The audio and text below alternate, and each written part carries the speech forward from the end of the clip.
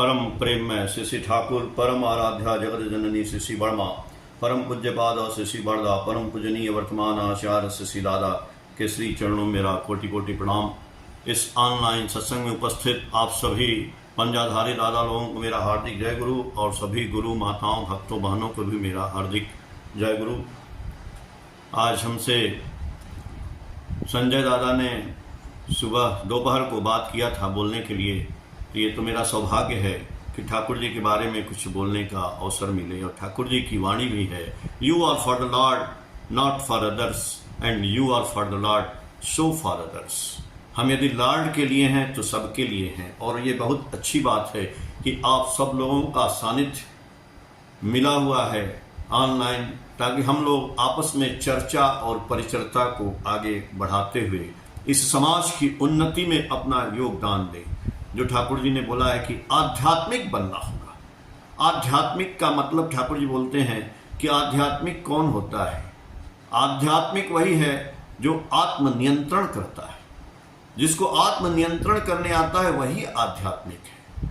हम लाख पूजा कर लें, लाख जो है सब कुछ जो है तीर्थ यात्रा कर लें, लेकिन हमारा अपना खुद पे सेल्फ पे यदि नियंत्रण नहीं है तो हम आध्यात्मिक नहीं हो सकते।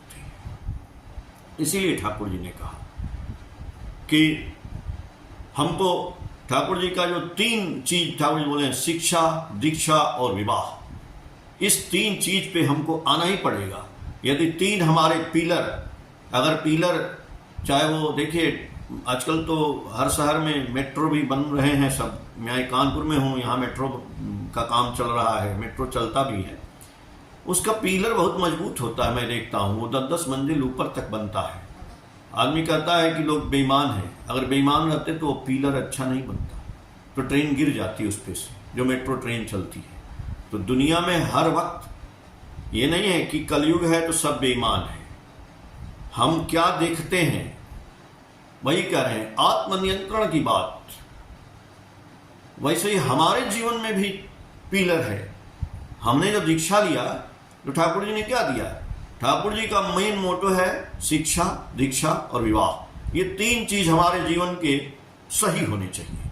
यदि ये तीन चीज सही हैं तो आपका आत्मनियंत्रण, आप मनुष्य बन जाएंगे, आपके अंदर सब कुछ आ जाएगा। आप इस दुनिया में जो चाहते हैं वो सब कुछ आपके अंदर ही समाहित है, वो सारा कुछ आप निकाल सकते हैं, सारा कुछ आपको गेन हो सकता है। एक बार ठाकुर जी के पास एक सज्जन आए और वो बोले ठाकुर जी से कि ठाकुर जी, हम लोग आपकी पूजा करते हैं, आपको पाना चाहते हैं, लेकिन हम नाम भी करते हैं, सब कुछ करते हैं, लेकिन जो चाहते हैं वो कैसे होगा? ठाकुर जी बोले देखिए, आपके अंदर, आपके ब्रेन में, आपके मस्तिष्क में, आपके शरीर में वो सब कुछ समाहित है। मैं बार बार कहता हूं, हम लोग आपस में जब चर्चा करते हैं कि हर आदमी को भगवान ने आंख दिया, नाक दिया, मुंह दिया, हाथ दिया, पैर दिया। अब एक्स्ट्रा कोई ऐसे कोई विकलांग हो जाता है उसकी बात मैं नहीं कर रहा हूं, लेकिन फिर भी सबके पास ज्यादा मात्रा में सब कुछ जो है। तो सबका ब्रेन एक तरह का क्यों नहीं है? जब एक बार ठाकुर जी, आपको पता होगा कि ठाकुर जी गए थे पद्मा नदी के किनारे, और पद्मा नदी के किनारे तो रहते ही थे, और वो रोज बोलते थे कि हे परमपिता, मैं तुम्हारी संतान हूं, मैं शक्तिशाली हूं, मेरे अंदर सब कुछ है। तो एक वैष्णव साधु था और उनकी बात को नदी के किनारे वो सुन रहा था। तो उसने ठाकुर जी से बोला कि भाई तुम जो है ये बात परमपिता से ऐसे क्यों बोलते हो कि मेरे अंदर बहुत शक्ति है, मैं परमपिता की संतान हूं? ऐसे नहीं परमपिता सुनते हैं। तो ठाकुर जी बोले कैसे सुनते हैं? तो बोले उनके पास जाकर के बोलो कि मैं बहुत लाचार हूं, मैं बहुत गरीब हूं, मैं बहुत जो है ये जो भी है, मतलब कि अपने को निगेटिव दिखाना, तो ठाकुर जी बोले ठीक है। तो ठाकुर जी देखिए, दुनिया के परम पुरुष से हम लोग सोचते हैं कि वो व्यक्ति के रूप में आए, उस व्यक्ति की बात क्यों मानेंगे जब वो सब कुछ जानते हैं, वो भगवान हैं। लेकिन उन्होंने जब उनकी लाइफ स्टोरी पढ़िए आप ठाकुर जी की, अभी मैं ठाकुर जी के माता मनमोहिनी माँ का मैं वृत्तांत अपनी वीडियो में कई पार्ट में, बहुत लंबा है तो उसको देते रहता हूँ, आप लोग कभी उसको पढ़िएगा तो शुरुआत से पता चलेगा उनकी माँ के बारे में, उनकी नानी के बारे में और ठाकुर जी के बारे में। आम जनमानस की तरह से लगेगा। तो ठाकुर जी बोलना शुरू किए उस दिन से जा करके नदी में, जैसे वो वैष्णव साधु बोल के गया था कि मैं कायर हूँ, मैं लंपट हूँ, मैं ढोंगी, जो भी है। तो ठाकुर जी बोल रहे हैं कि कुछ दिन बाद हमारे अंदर ना चेतना जो है गायब होने लगी, हम वैसे ही होना शुरू हो गए, जैसा हम बोलते थे वैसा ही होने लगे। तो बोले नहीं, ये तो गड़बड़ हो रहा है। ठाकुर जी एक दिन गए और अचानक जो है चिल्लाने लगे, हे परमपिता, मैं तुम्हारी संतान, मुझ में अब जड़ता नहीं, मुझ में अब कायरता नहीं, मैं बहादुर हूं, मैं वीर हूं। जो ठाकुर जी सत्यानुसरण में बोले हैं ना कि सर्वप्रथम हमें दुर्बलता के विरुद्ध युद्ध करना होगा, वीर बनना होगा, साहसी बनना होगा, अकपट बनना होगा। वो कह रहे ठाकुर जी, जब ये सब रहेगा तब हमारा धर्म राज में प्रवेश करने का अधिकार होगा। और तो सोचिए, हम लोग कितना दिन से गुरु जी की दीक्षा लिए। हम लोग सोचते हैं हम लोग बड़े धार्मिक हैं यार, हम लोग सत्संग कर रहे हैं और हम लोग जो है सत्संग करने से हम धर्मराज में प्रवेश कर गए। लेकिन ठाकुर जी बोले हैं कि दुर्बलता के विरुद्ध युद्ध करना होगा, वीर बनना होगा, साहसी बनना होगा, अकपट बनना होगा। तो हमारे अंदर से कपटता तो गई नहीं, हमारे अंदर से ईर्ष्या गई नहीं, हमारे अंदर से व्यभिचार गया नहीं, हमारे अंदर से दूसरे की निंदा, दूसरे की कुप्रवृत्ति, दोष देखने की आदत गई नहीं। तो हम कैसे धार्मिक बन गए भाई? हम धर्मराज में प्रवेश नहीं किए हैं, बाहर ही हैं। ठाकुर तो दूर की बात है, सत्संग में चले गए, ठाकुर जी के आश्रम में घूम आए, घूमने से भी कुछ नहीं हुआ। धर्मराज का प्रवेश करने का मतलब है दिमाग से प्रवेश कर जाना उसमें। ठाकुर जी बोल रहे हैं कि हमने आपको क्या बोला, मैं परम पिता की संतान हूं। तो जब आप परम पिता की संतान हैं, परम पिता तो राजा है, मैं राजा की संतान। तो राजा की संतान है तो बोले राजा की संतान को मैंने 6 नौकर दिए थे। अब वो 6 नौकर, मैं एक इसमें बात बताता हूं, मेरे दिमाग में आ गया। मैं बनारस का रहने वाला हूं, तो बनारस में, वैसे रहने वाला तो गाजीपुर का हूं, लेकिन पूरा परिवार बनारस में आके मकान बनवा के रहने लगा। तो हम लोग बनारस में ही जीवन बिताए ज़्यादातर। तो हमारे पिताजी एक लॉजेंस टॉफी की फैक्ट्री लगाए थे, जहाँ लेमन जूस बनता है ना। तो वो फैक्ट्री हमारी चलती थी, हम लोगों की, मतलब 20-25 साल चली, और उसमें 20-25 वर्कर भी काम करते थे। तो वो, और मतलब 20 क्विंटल टॉफी बनता था, ऑटोमेटिक प्लांट भी था। हमारे पिताजी जो हैं, जो वो लेबर थे ना सारे, उन लेबरों के पास जो है बैठ जाते थे और उनके साथ वार्तालाप करना, उनके साथ खाना भी उनके साथ खा लेना, उनके साथ कभी कभी ताश भी खेलना, मतलब ज़्यादातर उठा बैठी करते करते करते करते एक दिन वो सारी फैक्ट्री ही बंद हो गई। जो लेबर थे उनकी फैक्ट्री हो जाएगी, इसलिए थोड़ा सा डिस्टेंस बनाना था। मेरा कहने का मतलब ये है कि जो हमको मालिक ने, ठाकुर कह रहे हैं कि हमने तुमको, जब तुम परम पिता की संतान हो तो मैंने तुमको 6 नौकर दिए थे कि उनसे अपना काम करा लेना जिंदगी का। अब 6 नौकर मिला है, फिर भी हम जो है बेकार हैं, लाचार हैं, उन नौकरों से हम काम कराने की साहस नहीं रखते हैं, हिम्मत नहीं रखते हैं। हम क्या किए, हम उन नौकरों से दोस्ती किए, जो मैंने बोला मेरे पिताजी जैसे उनके साथ रहने लगे। भाई आपको थोड़ा डिस्टेंस बनाना पड़ेगा। अगर आप अप हैं, प्यार करिए, ठाकुर जी प्यार करो किंतु घुल मिल मत जाओ। तो 6 नौकर कौन कौन से हैं? ठाकुर जी बोले मैंने तुमको 6 नौकर दिए थे काम करने के लिए, तुम्हारे जीवन का वो काम करते तुम बहुत आगे चले जाते। आज भी आपके पास है, लेकिन आप उनके नौकर बन गए, हम उनके नौकर बन गए, और वो नौकर हमसे काम करा रहे हैं। वाह भाई वाह। और उसके बाद हम सत्संग कर रहे हैं, सोचते हैं हम कैसे निकलेंगे, क्या करें।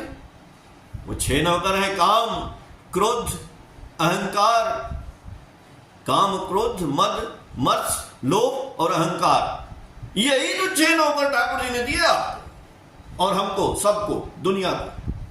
तो कहे ये 6 नौकर तुमको दे रहे हैं, और इन 6 नौकरों से अपना काम करवा लेना। लेकिन हम उनके गुलाम बन गए, वो हमारे से काम करवाते हैं। कहते हैं तू सोया रह बे भाई, सोया रह, क्या जरूरत है सुबह शाम प्रार्थना करने की गुरु जी की, ना करो। तू सोया रह, क्या कर जरूरत है नाम करने की, ना कर। चल, किसी की निंदा करते हैं, चलो किसी की शिकायत करते हैं, चलो उल्टा पुल्टा काम वो नौकर हमसे करवाने लगे। आज भी समय है, आज भी समय है, जग जाना है, कल से नहीं आज से। Don't put off till tomorrow what you can do today. आज का काम कल पर मत छोड़ो, काल करे सो आज कर, आज करे सो अब पल में परलय होएगी, बहुरी करोगे कब। तो ठाकुर जी बोले हमारे पास आता है आदमी आशीर्वाद लेने। भाई आशीर्वाद तो मेरा सब तरफ है, चारों तरफ। आपके अंदर कला होनी चाहिए उस आशीर्वाद को इकट्ठा करने की। कैसे? हवा तो चारों तरफ है, इस पृथ्वी पे हवा है, तो हमने क्या किया? हमने नहीं किया। हमारे जैसे लोगों ने अपने नौकर द्वारा इस्तेमाल किया इस ब्रेन का। उसने एक पंखा बनाया, पंखे को जब चलाया तो वो हवा जो है, इस एटमॉस्फेयर में हवा है, पंखे को चलाया तो हवा हमको लगने लगा। एसी को चलाया, ठंडा है, लेकिन जब वो एसी चला तब ठंडा लगा। कितना गर्मी पड़ रहा है, लेकिन इस गर्मी में भी हमारे पास ऐसा इंस्ट्रूमेंट है जिससे ठंडा आ जाता है, और ठंडा में ऐसा इंस्ट्रूमेंट है कि गर्मी आ जाता है। अब भाई आपके पास ऐसा इंस्ट्रूमेंट नहीं है कि गुरु जी का आशीर्वाद आ जाए। ठाकुर जी बोले कि रामकृष्ण परमहंस बोलते थे कि हवा तो चल रही है, नाव का पाल खोलना होगा। और बोले नाव में छेद हो गई है, पानी जा रहा है, पानी से नाव डूब जाएगा। तो बोले कोई बात नहीं, छेद को बंद कर दो, फिर नाव जो है 40 मन अनाज ढोएगा। वो छेद कौन सा है? मैं, आप, इस दुनिया के जितने भी इंसान हैं, यदि उनके अंदर छेद हो गया है, वो नौकर के गुलाम बन गए हैं, वो छेद हो गया है, तो उस छेद को बंद कर दो ना भाई, उस गुलामी को हटा दो, फिर ये नाव चलने लगेगी, फिर आशीर्वाद आने लगेगा। ठाकुर बोले वो आशीर्वाद की क्या बात करते हैं, आपके अंदर समाहित है। जो इस भांड में है वही, जो इस ब्रह्मांड में है वही इस भांड में है। Everything with in you. फिर हम लोग अर्थ चाहते हैं, मान चाहते हैं, यश चाहते हैं। अरे भाई आपके अंदर ही तो है, आपके घर में है, फिर आप कैसे चाहते हैं? ठाकुर जी बोले आदमी बड़ा बेवकूफ है, मेरे पास आके कहता है कि अर्थ दे दो, मान दे दो, यश दे दो। मैंने बोला तुम्हारे अंदर बंद है भाई। हाँ, उसका जो स्रोत है ना इस ब्रेन के अंदर है, इसमें बंद है। उसके स्रोत पे जहां से निकलता है ना, उस पे तलछट जम गया है, काई जम गई है। उस काई को साफ करना पड़ेगा। वो काई साफ हो जाएगी, तलछट हट जाएगा, उस स्रोत से निकलेगा अर्थ, मान, यश, जो चाहोगे वही निकलेगा। काई हटाने नहीं आता है। उसके लिए परम पिता के पास सर पटकने से वो काई नहीं हटेगी, नहीं हटेगी, नहीं हटेगी। चरण पूजा नहीं, ठाकुर 10 बार बोले चरण पूजा। इसलिए सबसे जरूरी है, ठाकुर बोले हरि नाम कर ले सब किछु भालो हो जाए, रोग शोक दुख ताप किछु थाके ना, नामी ब्रह्म। ठाकुर बोले आमी ब्रह्म, धारते पारे। एक चीज ठाकुर जी दिए, क्या वो भी हम कर नहीं सकते? इस दुनिया से ऐसे ही चले जाएंगे।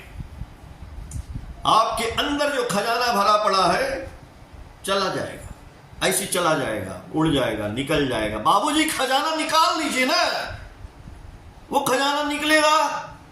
सुन लीजिए, 10 बार बोले, 1000 बार बोले, ठाकुर जी बार बार बोले, राधा स्वामी नाम जो गावे सोई तरे, अकल कलेश सब नाश, सुख पावे सब दुख हरे। ऐसा नाम अपार कोई भेद न जानई, जो जाने सो पार बहुरी न जग में जन्मई। ये नाम ठाकुर जी से बोला एक आदमी की, नाम कल कलेश सब नाश।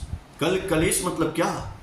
इस नाम से इस शरीर का जो क्लेश है, आपद विपद दुख सब कुछ कट जाता है। बाबूजी, भैया जी, ठाकुर जी बोले उषा निशा में मंत्र साधन, चलते फिरते जप, यथा समय इष्ट निर्देश मूर्ति कर, इतने तो काम करना है। इसमें कौन सी भाई आपत्ति विपत्ति हो जाती है? तपस्या नहीं करना चाहती, थोड़ा सा नाम करने से नहीं होता। ठाकुर जी बोले उषा निशा में मंत्र साधन करिए। भाई 1 घंटा सुबह, 1 घंटा शाम, नहीं है तो 1 घंटा तो करना ही पड़ेगा। बिना किए जो पाना चाहे, दुख उसके पीछे धारे।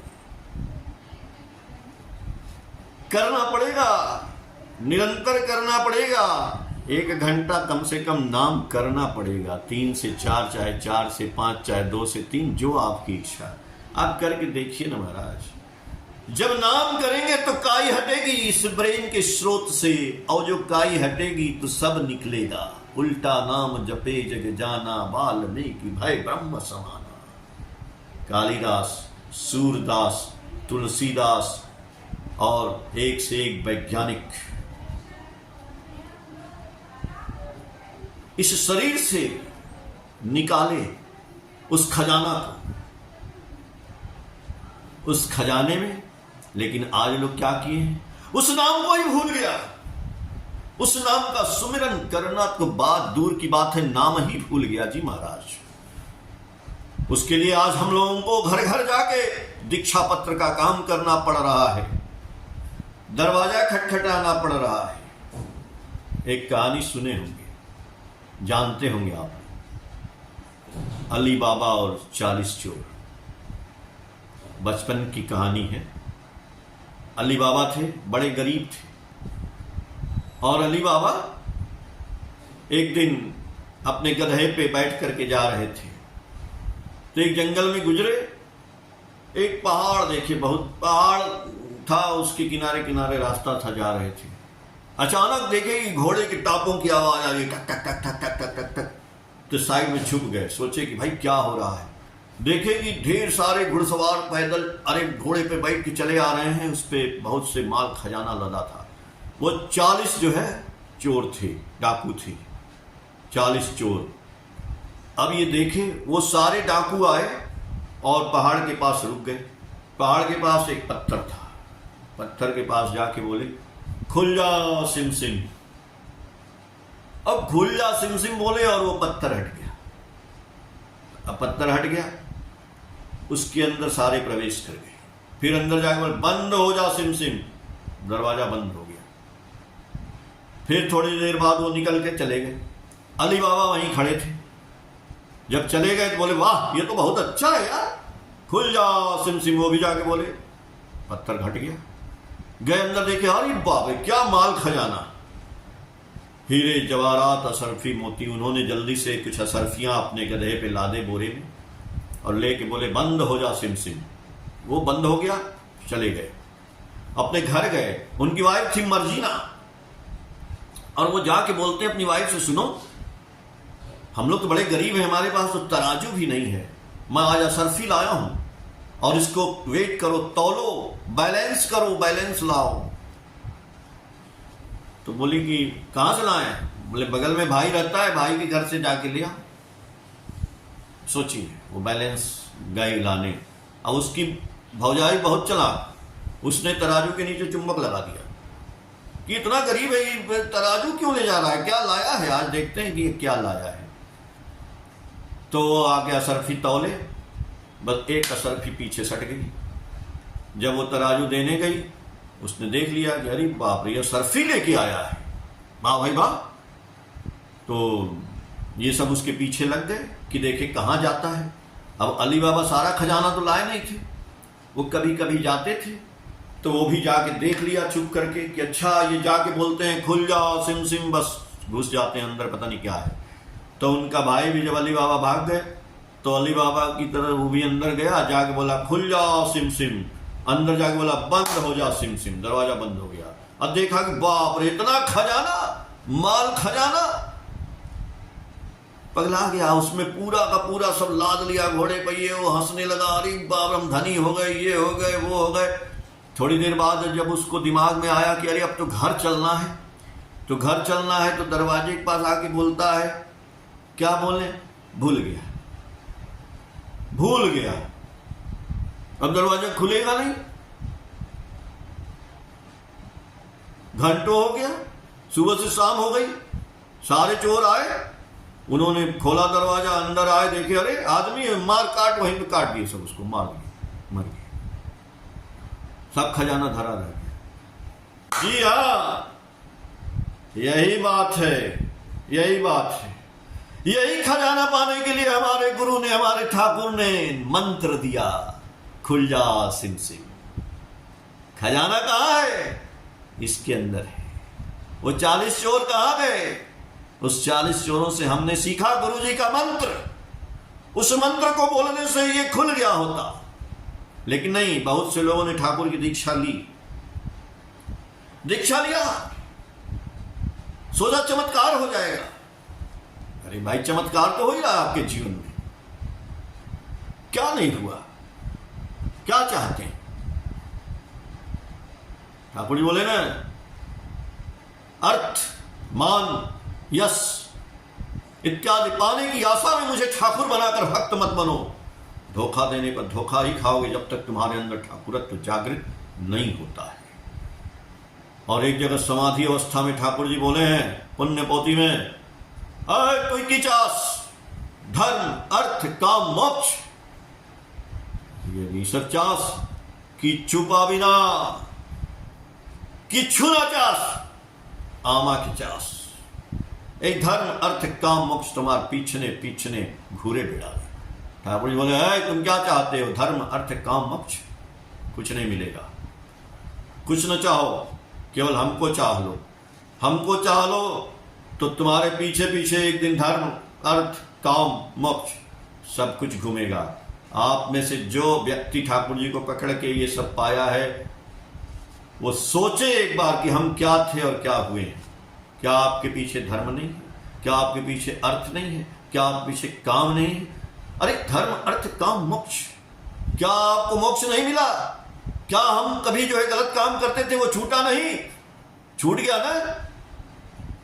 ठाकुर जी कभी नहीं बोले कि तुम शराब पीना छोड़ दो, मांस मछली खाना छोड़ दो, कभी नहीं बोले। वो बोले केवल ये मंत्र लो, इस मंत्र का जाप करो, अपने आप तुम्हारा सब कुछ छूट जाएगा। सारे नौकर जो खिला रहे थे तो नौकर भाग जाएंगे, वो नौकर तुमको मलाई भागेंगे नहीं, वो नौकर जो तुमको मछली मांस खिलाते थे, वो मछली मांस नहीं, वो नौकर तुमको लाके मलाई खिलाएंगे, वो नौकर ला करके तुमको दूध पिलाएंगे, वो नौकर ला करके तुमको एप्पल खिलाएंगे। रहेंगे वही, कार्य प्रणाली उनकी सिस्टम बदल जाएगी। तो यदि चाहते हैं कि धर्म अर्थ काम मोक्ष हमारे पीछे पीछे घूमे, तो हमें ठाकुर से प्यार करना होगा। ठाकुर बोले, यदि आमा के पेते चास, तो इस सर्व जीव के भालोवास, इस जगत के भालोवास, पूरे जीव को, जगत को प्रेम करना होगा। एक जगह ठाकुर जी और बोल रहे हैं कि तुम कह रहे हैं ना